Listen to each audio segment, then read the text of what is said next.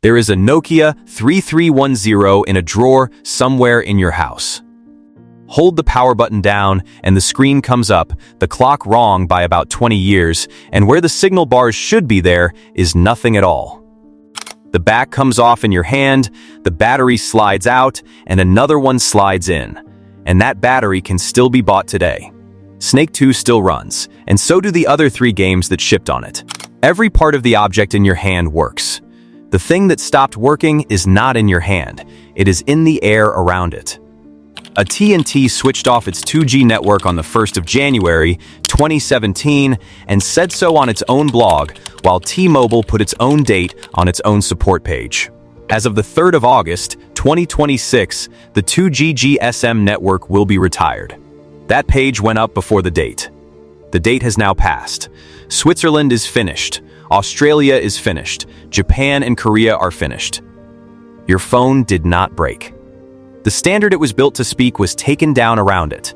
One country at a time, and nobody sent a letter to the drawer. There is a country where a law still requires that network to stay switched on.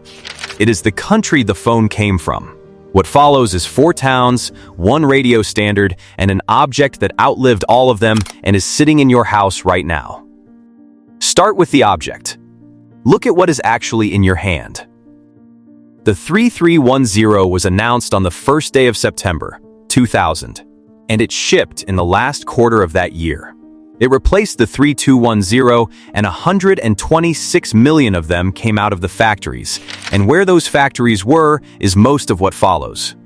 It weighs 133 grams and stands 113 millimeters tall, 48 wide, 22 thick. The screen is a backlit monochrome panel, 1.5 inches across, 84 pixels wide, 48 tall, 5 lines of text. Inside there is a Texas Instruments chip and 1.5 kilobytes of built-in memory. Not gigabytes. Not megabytes. Kilobytes. And only 1.5 of them, and that was everything your phone could hold. The battery is removable, and 2 kinds shipped, a nickel metal hydride cell rated at 900 mAh and a lithium-ion cell rated at 1,000. On standby, the published range ran from 55 hours to 260, and talk time ran from 2.5 hours to 4.5. There are 4 games: Pairs 2, Space Impact, Bantumi, and Snake 2. And then there is the line in the specification that decides everything else in this story. The radio bands are GSM 900 and GSM 1800. GPRS, no. EDGE, no. That is the whole radio, 1 generation of 1 standard.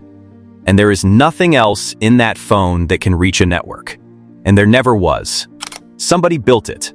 And for a long time that somebody was a town on the south coast of Finland that almost nobody outside it has heard of. Salo. 2 syllables. Nokia first started producing mobile phones in Salo in 1981, and in June of 1995, a new plant opened there. 15,000 square meters of it. By 2008, 5,000 people worked inside that building. Now here is the number that says what kind of town it had become. In 2010, Nokia accounted for 95% of the corporate tax income of Salo. 95. That came to 60 million euros in a single year. After a number like that, a town does not have an employer. It has a landlord. Then, the arithmetic ran the other way. On the 29th of September 2011, the company announced it would review the long-term role of its manufacturing operations in Salo, Finland, Komarom, Hungary, and Reynosa, Mexico. 3 towns in 1 sentence, and the other 2 are coming. In June of 2012, it said it planned to cut 3,700 jobs in Finland. On the 27th of July 2012, it confirmed the rest, and in Salo, 780 people will lose their job this year, the report said. And then one more line, which is the one to keep. The final phone was assembled on Wednesday. No ceremony. No date circled in advance. A Wednesday. By that same year, the corporate tax paid into Salo had gone from 60 million euros to 14 million. 2 years and 46 million euros of a town budget simply were not there anymore. By 2015, Microsoft owned the phone business, and that matters later in a way almost nobody expects. Because in June of that year, Microsoft announced it was closing what remained in Salo, putting the jobs of the 1,100 employees at risk, and unemployment in the town was already 15%. Now walk into those buildings, because they are not empty. The campus area encompasses nearly 2,000 square meters of data centers located in 3 buildings, called Kampa, Kila, and ATK2. They run on backup power and industrial cooling. And every major Finnish operator has a line in: Telia, Elisa, DNA, and the local operator Lunea as well. The rooms where they made that phone now hold racks.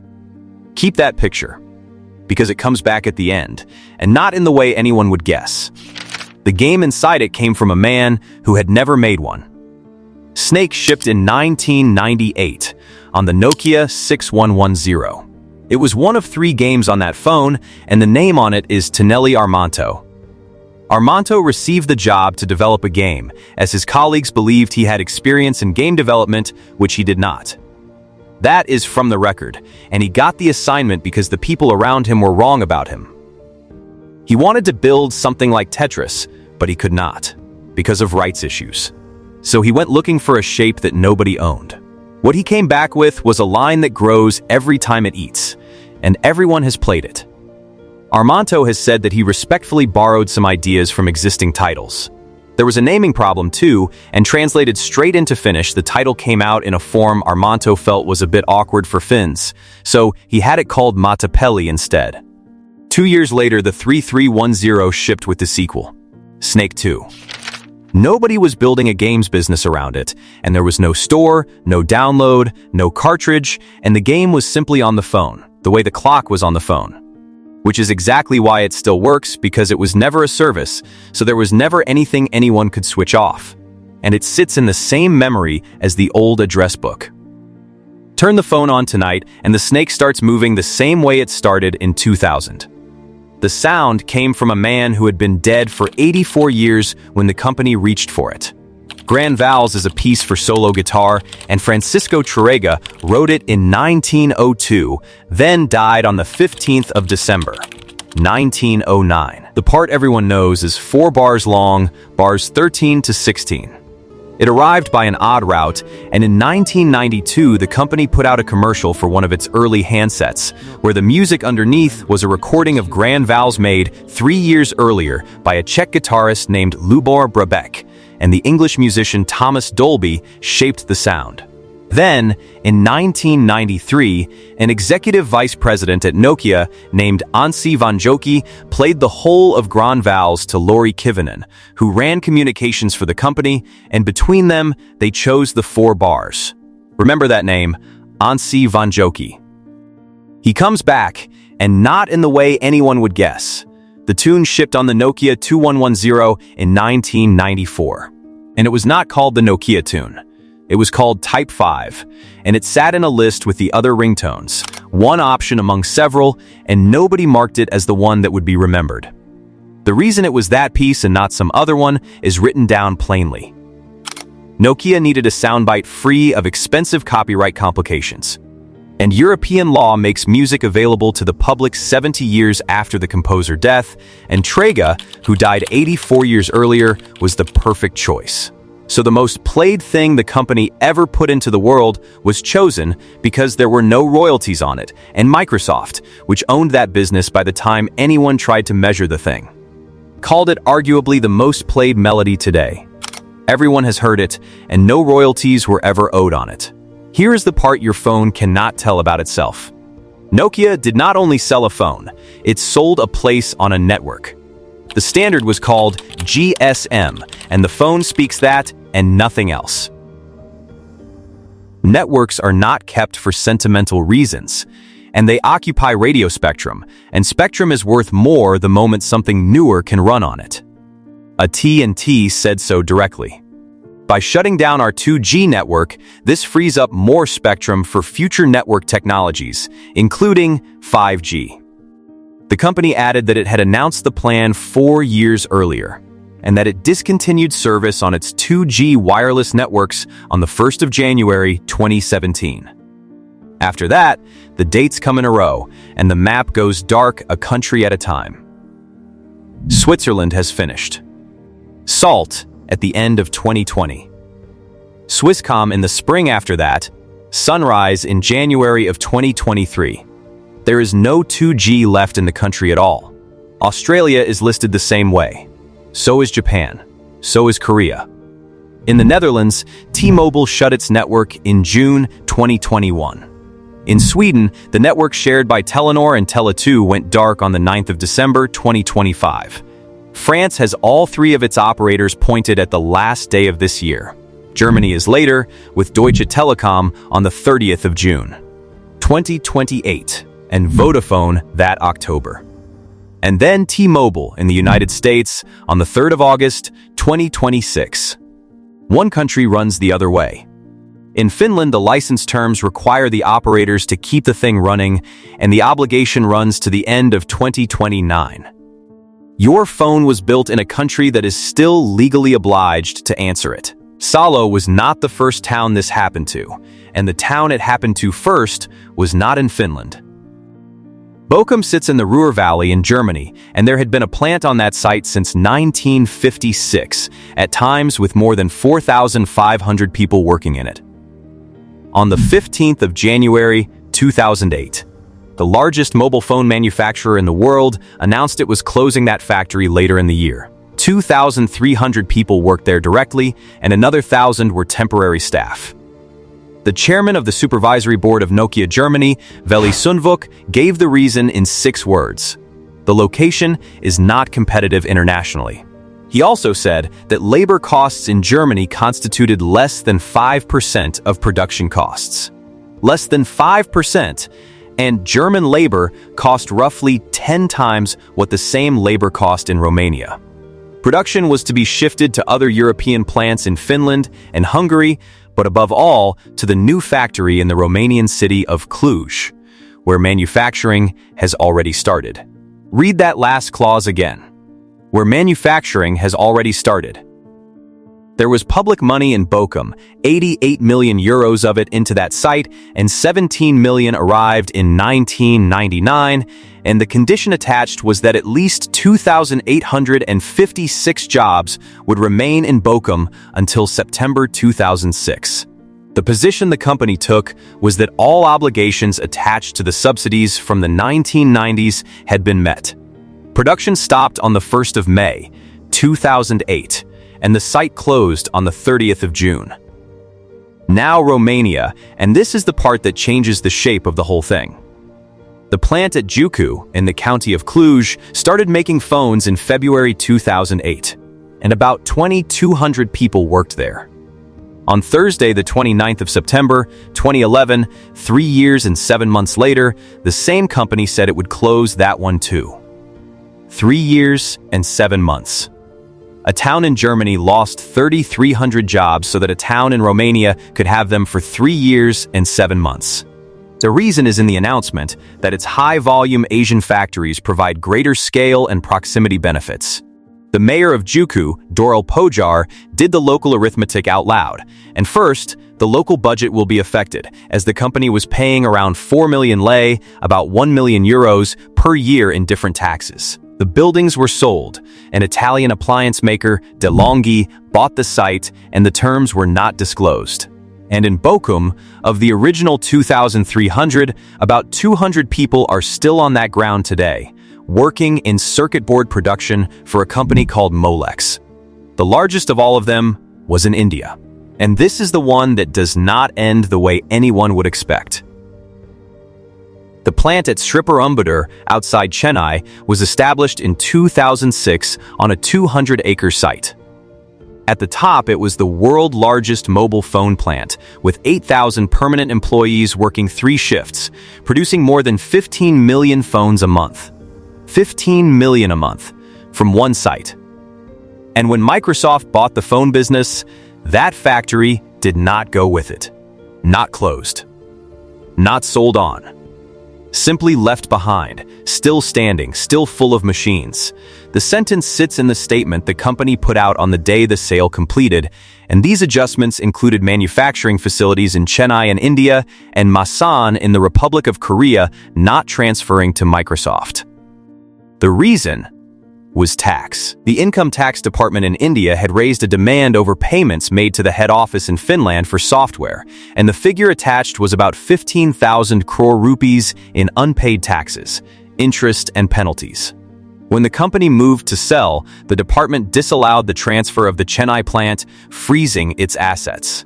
The company said as much in plain language that in India, our manufacturing facility is subject to an asset freeze by the Indian tax authorities as a result of ongoing tax proceedings. So the buyer took the phone business and left the biggest factory in the world standing exactly where it was. Korea went the same way. In the same paragraph. In Korea, Nokia and Microsoft agreed to exclude the Masan facility from the scope of the transaction. What followed was slower than a closure, as Microsoft kept the plant running under a service agreement, then ended that agreement with effect from the 1st of November 2014, and handset production was suspended on that day. Nearly 5,200 workers left under a voluntary retirement scheme. The freeze outlasted the deal itself, and the continuing asset freeze imposed by the tax department prevents Nokia from exploring potential opportunities for the transfer of the factory to a successor, the company said. India and Finland settled it in April of 2018, by which time the plant had been shut for 3.5 years. In November 2019, the site was bought by Salo, together with a unit of a Taiwanese component maker, for nearly 350 crore rupees, and Salo supplies chargers for Apple. Salo is a Finnish company. None of that was decided in a factory, and here is the rest of it. Most of it already familiar. Symbian was the operating system underneath most of these phones, and it did not stay one thing, and different software platforms were created for Symbian, backed by different groups of mobile phone manufacturers. S60, Series 80, Series 90, MOAP, UIQ. 5 ways to write for one system, and a developer who learned one of them had not learned the others. The next part is already well known, because the Symbian platform that had been the leading smartphone platform in Europe and Asia for many years was quickly becoming outdated and difficult for developers. Veteran Anssi Vanjoki, head of the smartphones division, left the company around this time. That is the same Anssi Vanjoki who sat down in 1993 and picked 4 bars of a dead guitarist, and he chose the sound the company is remembered by, then walked out of the building before the phone stopped. His final appearance was at Nokia World 2010, where the last generation of Symbian devices was introduced. On the 11th of February 2011, the company announced a strategic partnership with Microsoft, and the phones moved to Windows Phone. 2 years after that, the phone business was sold. 2 years after that, the last factory stopped. The drawer knows none of this. The name outlived every bit of it, and then the name moved house. On the 9th of November 2015, a company was incorporated in Helsinki, and it was called HMD Global. From the 1st of December 2016, it sold phones with Nokia written on them, under an exclusive worldwide license to manufacture Nokia-branded cell phones and tablets for a period of 10 years. In 2017, it brought back the 3310 as a new product at 49 euros. That reissue had a problem the original never had, because it shipped supporting only 2G networks, at a moment when the United States, Australia, and Singapore were already switching 2G off, and a 3G version had to be announced and released separately on the 29th of October that year. They built a tribute to a radio standard that was being taken apart while the tribute still sat on the shelf. In May of 2024, the same company did it again with the 3210. Amidst a dumb phone boom, the icon is back for its 25th anniversary year, the announcement said.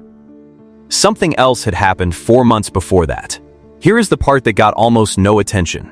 Because in January 2024, the company changed its own name to Human Mobile Devices. On the 31st of that month, it said it would start selling its own devices without the Nokia branding. The Nokia phones already built went on to discount while supplies last.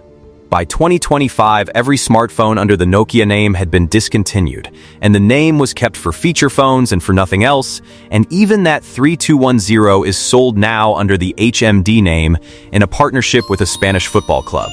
And yet, the name has not gone, and the site today still lists them. The Nokia 123 Shield. The Nokia 210. The Nokia 235.